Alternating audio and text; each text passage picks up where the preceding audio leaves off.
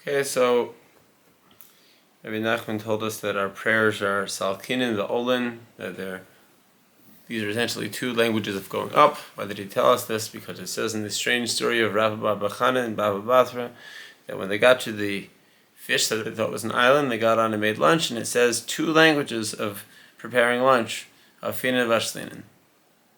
So it's always a question when there's two languages, why does it use two? Rabbi Nachman repeats the double language, and then he explains in an implicit way, which we unpacked at one of the source texts underlying what Rabbi Nachman wrote. So he says, the more that we pray and pray, it builds the Shekhinah more, and we prepare for zivug, for connection. And then in the Likutei Moharan, we bring three levels of that connection, and one is the basic level of prayer in which we are maintaining the world, sort of just shuffling around the parts, as we've discussed. And then the second and third level is where we learn the Chidush. At the second level, we're bringing novelty into the world. And that is when we incorporate the learning into the prayer in such a way that we learn halacha in a deep way, and then we pray with intensity. And in doing so, and this is as believable and simple of an explanation as I can say, we go to a very intense emotional place with the prayer. And we've dubbed that the city of Mishpat, as has been mystically elucidated in this teaching so far. And the problem with emotional and intense places is that they're not always so well thought out. And often many other emotions that are generated during times of emotional peace, so to speak, are in some way derived from these real intense emotional times where someone goes real deep within themselves, because the shallow is a product of the deep, right?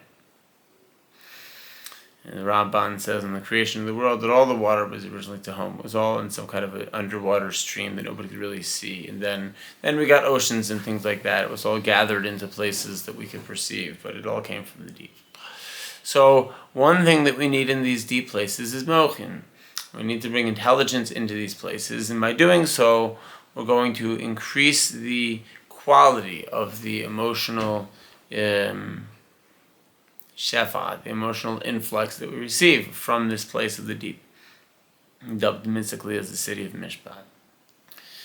And the way that we accomplish this is by giving ourselves a Gemara chap, may say, by learning. It specifically has poskim here.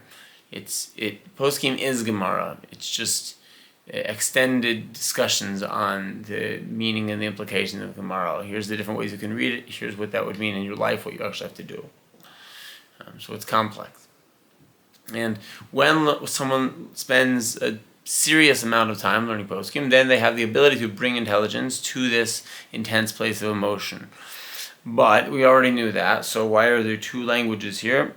That the prayers are going up and going up, to indicate a third level, which in the Likutei Moharan he describes as birthing new souls, or in the context of our lesson, we're going to say finding new emotions that we didn't have before.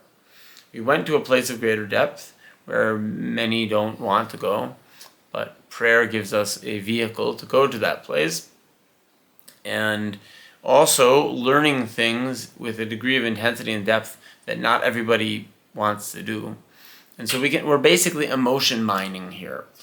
And the benefit of this, at least the initial benefit, and we're going to define another benefit and why this benefit is described in the language of connection. We'll talk about that this time. We're essentially giving a review as an introduction. The benefit of this is that it will actually produce new things in the physical world. Why? Because we have all of our actions are emotion driven. So we have a new emotion, we're going to have new actions. Conversely, if we don't have a new emotion, we're not going to have new actions. Someone could tell us about something new we could possibly do, but if we're not emotionally driven to do it, we're simply not going to do it. So, to bring about change in the human experience, in the world of humans, we need to be able to bring new emotions into the world. So now we're going to go back into the text of Likutei Moharan and notice something strange about how Rabbi Nachman chose for the words to be organized. We have the tradition that Rabbi Nachman actually wrote down all the text, but Rabbi Nachman rearranged it, sometimes extensively in great detail. He was very particular about the arrangement of the text. And we are supposed to dissect anything that strikes us as odd about arrangements of the text and try to extract from it explanations. Okay, so first, we have a question. Why does it say these two languages of cooking in the Gemara? It says afinin of ashlinin, which essentially with baking and cooking, they basically just mean preparing food. The answer is, well, the prayers go up, and they go up in this way that it sort of splits into improving the quality of emotions and also into, even better than that, producing brand new emotions that we would not have otherwise found, and this brings novelty. Okay, so that seems like a satisfactory answer for why there are two words. And we prepare ourselves for connection for whatever that means. And then he writes something odd. He says, V'zeya finin of ashlinin. Well, didn't we already know what a finin of ashlinin meant? Didn't it already mean this new novelty of that when we reach a certain place with our prayers?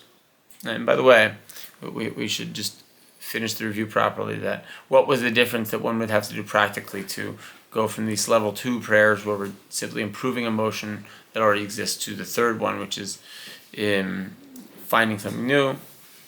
It's the intentional breaking through the double darkness. We said this idea that everybody in the world has some degree to which they believe prayer does not work, or they believe they don't have to pray, or something like that. That in addition to having to pray, which is one darkness, the fact that we have to pray, this is one level of darkness to which we have to bring light. But then making an additional objection to that. Here's why I don't have to go out of the dark. Here's why it's not actually dark even though it is. This is called double darkness. This is Rabbi Nachman's diagnosis, and the Marshal said it also, and Rabbi Nachman here is discussing mostly treatment. So when we apply any of the above ideas about breaking through double darkness, and we apply this in our prayer in such a way that I am going to go to where no man has gone before in prayer, and with the help of learning. And why am I going to do that? What is the cutoff point? It's when I make a conscious effort to break through this false belief that either prayer doesn't do anything or that I don't need to pray, at whatever level I have that in my heart. When I go into the prayer with that intention, now I have the ability to access something new. It's new, hidden behind the veil of the double darkness, so to speak. So that all serves as a satisfactory explanation already of what afinin u'bashlinin means. So then why does Rabbi Nachman seem to imply that, well, maybe the preparations of oneself for connection, that this is also described by afinin u'bashlinin? This is a third element, so we need to account for this. This is just sort of a basic limud, a basic way that we learn. We need to have everything accounted for properly, the number of words, the types of words.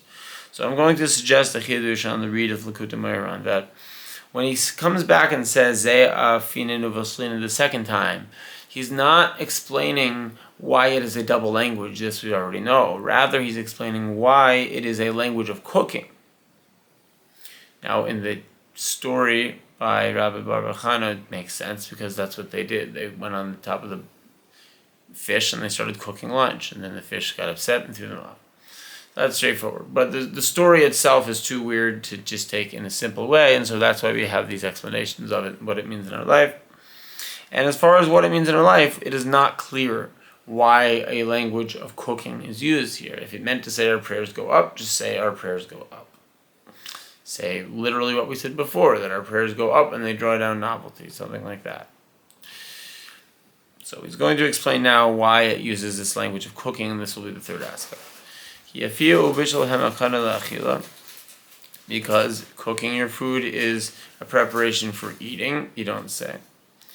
And then he specifies a detail, that eating is connection. This is fairly straightforward. When we eat something, it becomes part of us. There isn't much of a connection greater than that.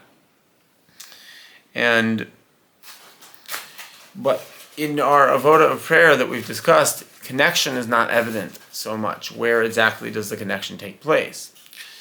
I'm going to improve the quality of emotions that are manifested. I can see how there is an aliyah in the prayer. An aliyah would be that I'm making a point of davening, of praying with a great emotional intensity. And also part of the aliyah is that I'm giving myself the jet power of the limud of poskim, and I'm learning halakhic law in great depth, and this should give me extra brain power, extra light to take into that dark place. Okay, so that has aliyah, and it has also hamshacha, has a drawing forth from the source that I went to in my aliyah, meaning the improvement of emotion and the new emotion. But it isn't evident where connection has much to do with this. Moshe Kalsuv. Now, Rabbi Nachman is going to prove this connection of achila, that food and connection mean the same thing, or that they are connected ideas. And he's going to prove it with a pasuk. The pasuk says it's from when Yosef was in Egypt and he was at the house of a lord. And that Lord, concerning Yosef, it says, Ki im halach amashehu ochel. That the Lord was not overly concerned with Yosef. He didn't micromanage him. There was only one concern that he had, and that was his bread, or as Rashi says, one of the commentaries out there is that meant his wife. It's just lashon naki. It's like a clean language, because that we know it's a famous story that his lord's wife took a liking to him, and this caused problems, and he wound up getting thrown in jail. Yosef, of course, did nothing wrong, but that created problems for him. So the master did pay attention to him with regard to that. This is one of the explanations. Okay, so again, this simply establishes the connection of eating and zivug because of this verse and what it is a euphemism for. But it still isn't evident how this has much to do with our teaching so far, where this fits into our avodah of prayer and learning. So I'm going to suggest that Rabbi Nachman, by bringing this pasuk, which he didn't need to bring, by the way, it's already evident that achila and zivug are very connected. If I eat something, I'm very connected with it, and there probably is no connection more connected than that, because we literally become one. It's not even relevant to say connection at that point. Connection is only relevant when there's two things, which won't be the case for long once you eat. There's halachas about this. If I fed an animal chametz, if I fed it leavened grain, can I slaughter and eat that animal during the Pesach holiday? And essentially, the answer that I came away with after reading a response of Moshe Feinstein, who thoroughly analyzed the sources and what is said about them by some closer to his contemporaries, and he said that it's fine on the basis that the chametz inside of the animal is not chametz anymore; it's animal. It becomes a new thing. They're completely one now. So we didn't seem to need this pasuk. So I'm going to propose that Rabbi Nachman is saying which explanation of the pasuk he is choosing for this concept, because there are two explanations of the pasuk. So when Rabbi Nachman says the achila, which is bechinas zivug, that eating and connection, or in this case it refers to marital connection, was brought in this version of the pasuk. Now that is the explanation that Rabbi Nachman wishes to emphasize, because there is another explanation, and basically all of the explanations on the main page of the main Chumash that we do the basic learning from, they all say one of these two things, with a few small differences. The other explanation is that we're literally talking about bread. That's what the Ibn Ezra says. He's like the Sephardi Rashi. He says it's literally talking about bread, as the others on the page also say it's talking about bread. And a few different reasons are brought that why does Yosef, he's not bothered by anything, the master doesn't really pay attention to him with any subject except for his bread, literally. Because two reasons I'll say. One is that the Jews ate different bread. The laws of can you eat food cooked by someone who's not Jewish are more stringent with regard to bread. There's different reasons. Bread is one of the main staple foods. It's one of our holier foods. It's a food that we specifically need to eat for holy meals, for Shabbat and Yom Tov. And it also is when you break bread with someone. Right. This is a great way of connecting with someone. While we're on the subject of connection, is by eating with them, and particularly bread seems to be for Jews when we wash on bread. We're making a commitment. It's called Seuda Kavua.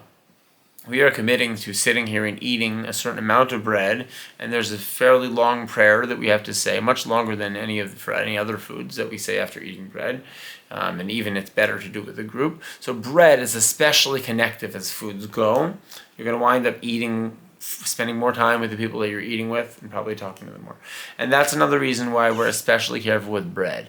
The prohibition on eating foods cooked by someone who's non-Jewish is that ultimately we don't want the situation of intermarriage to be brought about by social eating.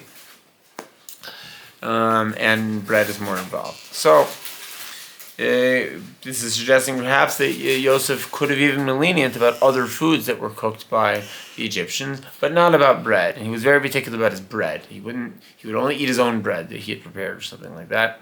And this was odd to his master. His master took note of this. Another explanation why the bread was the thing that the master noticed is that the Egyptians, they also felt the importance of bread, but it wasn't that it was prohibited to them to eat the bread of a Jew, but just to eat bread with a Jew was considered a degrading thing for them to do, because of the whatever importance they attached to bread. And so that when Yosef would eat bread, none of the Egyptians would eat with him because he was eating bread and they didn't want to eat bread with a Jew. So one thing that both these explanations have in common, and what contrasts to the explanation that Rabbi Nachman brought, is that lechem here, bread, refers to a disconnect. It refers to a reason that Yosef was different and not connected specifically with his household, or the household of his master. As opposed to the other explanation which Rabbi Nachman is preferring, where the connection with his master's household got a little more serious than he was intending on. But the point being, that is a language of connection. Whether good connection or bad connection, that isn't what Rabbi Nachman's emphasizing here, I don't think. It seems that he's saying that connection is good, at least with regard to what we're doing here. So, let's say that lechem, I think actually in the language of the Arizal that we said last time, yeah, it does. So the second level of prayer that brings improved emotional quality and health. The lesson of the Arizal, Vashnia l'tosefef l'tosefot shefal ribui mazon, to bring additional food. And so the shefal that we're talking about in our lesson is emotion. And so let's say that lechem means emotion. I don't think it's a big stretch. Let's say that lechem means emotion. So now, there are clearly two functions that emotion can play that are going on here, depending on how we regard emotion. Is our prayer that we're just going to the world of Atzilus because, wow, I had a cool mystical experience there? Or are we actually praying in order to change the physical world? Which is what Breslov emphasizes to be the main thing of prayer, is to change the physical world. And all of the advice that we will give and all of the teachings we will give about prayer in Breslov are to try to make prayer into a thing that the way you do it, it actually changes the physical world. It isn't just a trippy experience. Okay, so emotion can be something that disconnects if emotion is regarded as an experience. I'm going to have this strong emotion because I like the feeling of having this strong emotion. Or it could be the other way, that something happened and I'm processing it, and the way that I'm doing it is having an emotion that I don't like. But the main thing I notice about this emotion is that I feel it. It creates an experience for me. And There isn't much motion in that emotion. This will, someone who wants to go into an emotional experience for this reason is going to get more and more distant from all those who are in a more emotionally normal place. If people, it's kind of the idea of laughing at a funeral. If someone is so concerned with, I'm going to fill myself with humor, not because I'm doing it to make the world a better place, but because I like the feeling of being filled with humor. And then they go to a funeral and they're still filled with humor, and that's not so, but they don't, that's not a connection, really, I wouldn't say. For that matter, someone could also be angsty, and they either like the feeling of angst, or even if they don't like it, they're drawn into it and feeling deeply sad. There are such people. This is their tendency.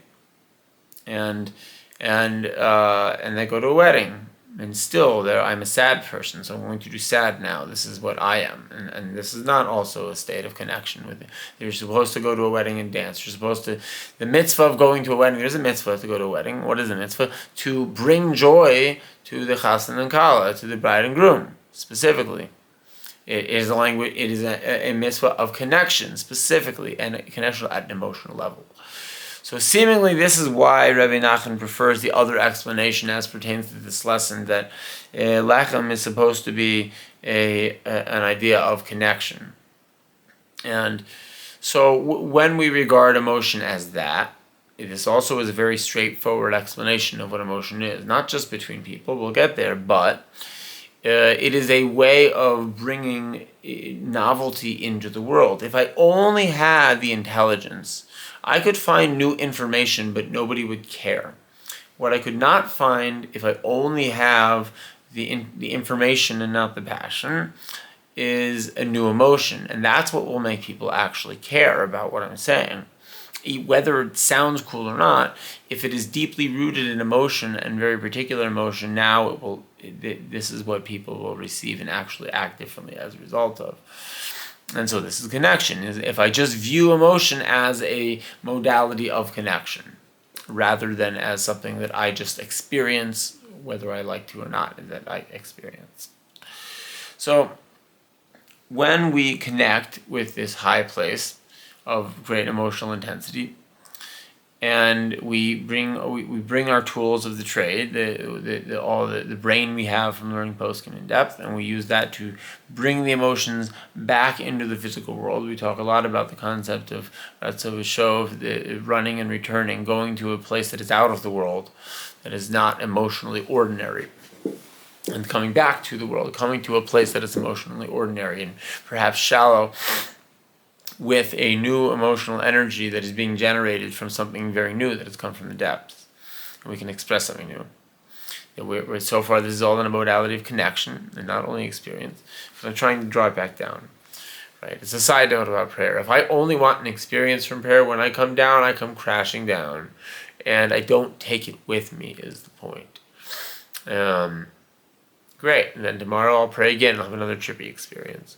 But if and this is written about in Kisvei Breslov, that we have to return, we have to bring something back with us from the Ein. We go to the Ein Sof in prayer. We can't stay there, or we would not come back. So we have to come back. But what did you go there for if you didn't bring something back? So this isn't to discourage anyone. I certainly can't bring anything back if I don't go there, right? So we do encourage intense prayer, even if it's for a not lishma reason, not for the right reason. That's okay, but it's a right step. Then from a right step, you'll come to go and do things for the right reason. But if that's where you're holding, that you pray for an experience, know that while you're there in the world of Atziluth, or whatever you're calling it, that there's stuff you can take back with you, that this is a thing you can do. If you just regard it that way, and also spend the time learning poskim. And so then another stage of connection is going to happen now. So when I come back to Earth and I have this new information, now when I talk to people, it's going to be part of how I talk to people. I won't be able to remove it because it's something that I brought all the way back. And so this is going to create a new modality of connection between people.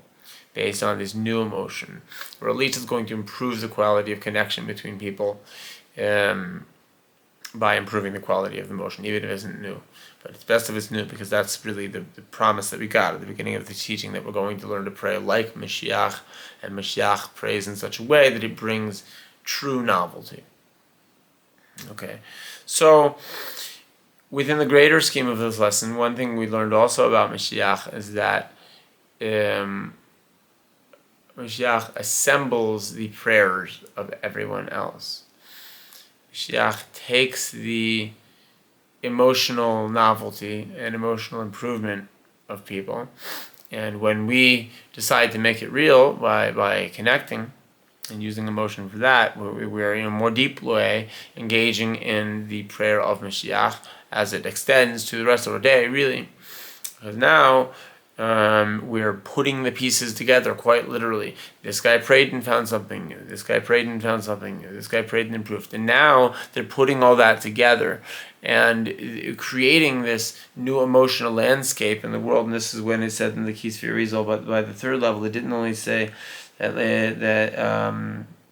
Hashlishi Zivuk v'yechod mamish laholi neshamat kedoshos l'nahanchil ataros. It isn't only that it makes new emotions, but it creates new environments. Literally means it inherits new crowns, but a crown is the language of surroundings. So I think in the context it means a maki, if you would call it in Kabbalah. In the physical world, you'd call it an environment. And so this is how we say we have an idea of that there's Shemayim Chadash v'Ha'aretz Chadash. I may have said it back, the wording of language from Yeshaya backwards. Ha'aretz Chadash v'Shemayim Chadash. It's one of those two. There is a new heaven and there is a new earth, and we literally bring about a new earth in this way, not only for ourselves, but in all those that we connect with. And this is the assembly of the Shekhinah.